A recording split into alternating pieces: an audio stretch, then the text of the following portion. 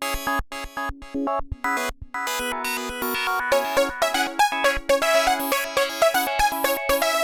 to this week's K-Crunch Indie playlist, where we show you a wonderful set of new videos that let you know what's new and how awesome and interesting Korean indie music can be. What are you doing with your finger? This is my pose, I'm doing interesting things. Looks like you're pointing at your eye. Simon, why are you distracting me from the fact that this video is in playlist mode? Smooth. Very smooth. So click on the link here or in the info box to watch it in playlist mode. And if you don't, a troll will come into your garden and eat all your flowers. It's not very nice, is it? Oh, and make sure you stick around to the end of this video where we'll show you one of our viewers' requests. Is it you who has made it? You should just wait and see. This week's playlist is gonna give you nightmares. Forget about all that sweet coffee shop stuff that we've been showing you lately. It's time to mess with your head, man. We've got a song by Monkey Manmatsu that might make you hate us. But we're starting off this week's playlist with Jambinai, hope that's right, with the song titled Time of Extinction. Let me just say, I have never heard anything like this before, and I was totally blown away by it. I was a bit skeptical at first when I started watching the video because it had a lot of traditional Korean instruments in it, and in our time in Korea we've seen a lot of Korean traditional instrumental shows, and a lot of them tended to be on the boring side. Nothing wrong with tradition, just saying it's not the same thing all the time. So we started to get a little bit worried. You will be blown away by how perfectly these instruments fit in with modern instruments. Just don't ask me the name of the instruments. I'm sure I could just look it up and tell you, but I can't remember how to pronounce it properly. I'm just gonna embarrass myself. Let's just call it the violin, guitar,